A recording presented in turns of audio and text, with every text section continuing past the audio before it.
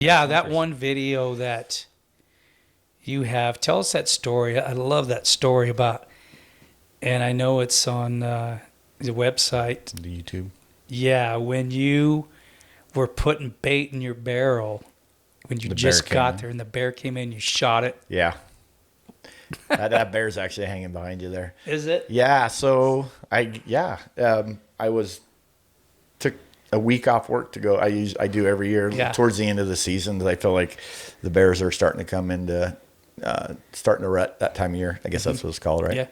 And so I always take a week off. Well, I took the week off and I went and set up my camp, and then I went. It was midday. It was like 2:00 in the afternoon. So I thought, well, I'll go bait my barrel real quick, and then go, get out of there, and then get ready to go and come back and hunt.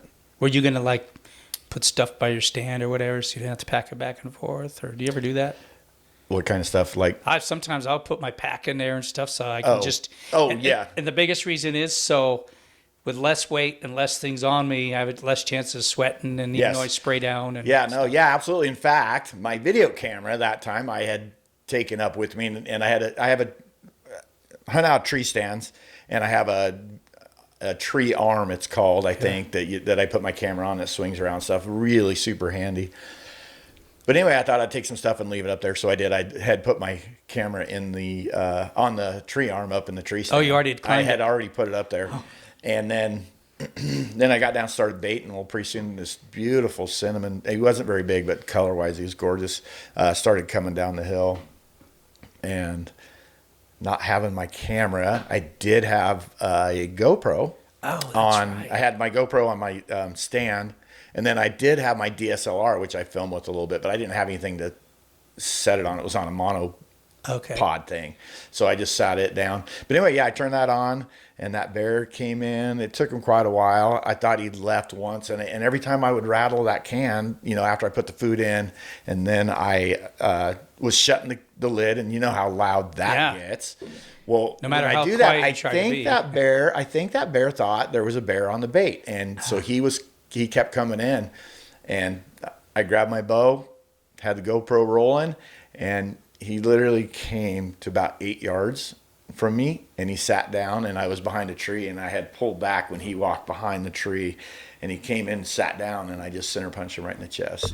He went, I don't know, 15 yards and piled up. But wow. It was a rush. Like, even though it wasn't a big bear. You almost had to, though, when you get I felt like at that point, like I could have made a decision earlier to, get back further or whatever. But at that point, he was so close. It was like, geez, your mind starts playing games with you, I think, and you get a little nervous about it sometimes. But yeah, I felt like that close to me, I was just going to shoot him. So I did. And that was my entire hunt. I know, that was the first day, wasn't it? It was the very first day. I never even got in my tree stand that year. Like, I had to sit up. Well, I shouldn't say that, because I did hunt earlier in the year. I'd sat a couple evenings. But for your week time, yeah. Excuse me. Yeah, for my week, I never sat in it. And so the next day, I got him quartered up, packed out that night, got the hide taken care of that evening. And the next day I packed up actually, that's not true. I decided I had a week off. I went and looked for sheds for a few days. Oh, found did some you? nice elk antlers up there. Yeah. So I did that for 2 days. And then actually there were wolves just howling all around me when I was shed hunting. And that made me a little nervous. And I never did see them, but I saw their tracks in the muddy roads and stuff. And so I got out. I just left. Have you ever had any come in your bait? Once. I've had one come in and I blew it. And it was before we could shoot them. They were still listed, or whatever you call it. And so I saw him coming in, and I got all excited to just film him. Yeah. And I flipping hit something metal, getting all nervous, and he heard me and took off, so he never did come into the bait. But Frank did. Buddy of mine, Frank Potts, he had one on his bait when he came in. Oh, wow. And it didn't want to leave. It was pretty crazy. He Really? Yeah, he had a handgun with him, and still, this was before you could hunt him, and so he shot in the air a few times and tried to scare it off, and it finally just meandered off. Wow. But yeah, we got trail cam pictures of that one. Yeah, I've got trail cam pictures in mine of a couple different ones. Yeah. And before I used a trail camera, I'd shot my bear, and a buddy asked if he could set my stand, and I said, yeah. And so the day I killed, or the day before, I think I killed my bear within a day or so. When I went in there, that's what it was. It was a couple days before. I went and baited it, and just a little, because I usually cover mine. This 4 barrels, just would cover mine up, and there was a little bit of stuff moved, but not normally when a bear comes in. There's no question. Right. And this time though, there was just a little bit moved, but it had a badgery skunk smell. And in that area, I'd seen wolverines like years ago. And I told this friend of mine that was with me, I was like, I bet this is a wolverine, just because it wasn't all tore up, and the smell. I don't know if you've ever smelled one before, but it's kind of like a badger. I've never seen one. No, I don't think I've ever. I've been seen around them. seen two. Yeah. Anyway, so it was like the next day, I believe, is when it was, and it was that night. It was tore up pretty good. The next day, I sat it, killed a bear, and then a few days later, I had a friend of mine told him, if you want to go set, you can, and he did. And he says, yeah, this weird thing came in, and he started describing it. I kind of forgot about the wolverine. And then he told me how it kind of, they have a distinct way of the way they move. And then I asked him about the colors. He said, yeah, so it was a wolverine had come in the bait, which would be so cool. And this before I said I had trail cameras, so I didn't, Right. couldn't say for sure that's what it was. But Dang. that's the only one I've ever had come on any of my baits. And I baited It's pretty cool. years after that, so I don't know what happened to it. But I've had a moose come in and lick the can. Yeah. While you're sitting there. That was pretty crazy. Yeah, an elk. Small bull. Yeah. Had elk come in.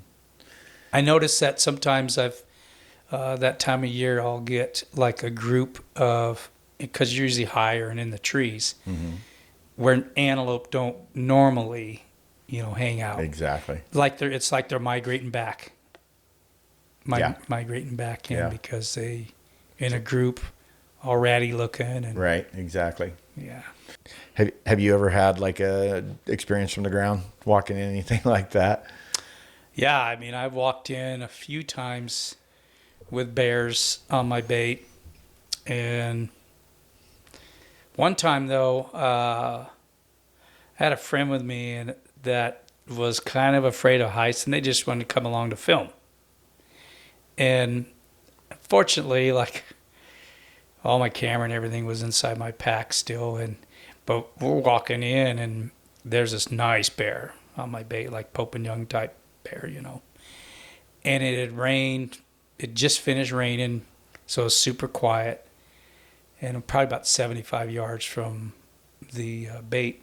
So I told them, just wait right here, and I didn't have a tripod for my camera because I used the tree arm, so I wasn't even thinking that. At that point, I was just like, I want to kill this bear.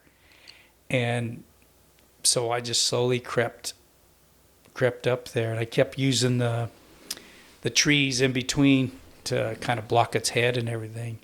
And finally, when I got 40 yards, I ranged it, and I thought, all right, he's through now, definitely in my favor. And then I always want to get real close. I always like to say I like to get so close I can't miss. Right. Although you can. For sure. Yeah, I'm in them close shots still. But anyway, so I kept creeping up, and finally I put the rangefinder as 26 yards. I'm like, all right, this is close enough. The closer you get, as good as bear's hearing is, I thought, I'm not going to blow this. I mean, it's well within range. So I drew back and shot. Bear ran right towards the truck. I think it was like just a little bit after 6, and we were loaded up and driving out there before dark. So That's yeah, great. that was It's kind of nice when it happens like that. yeah.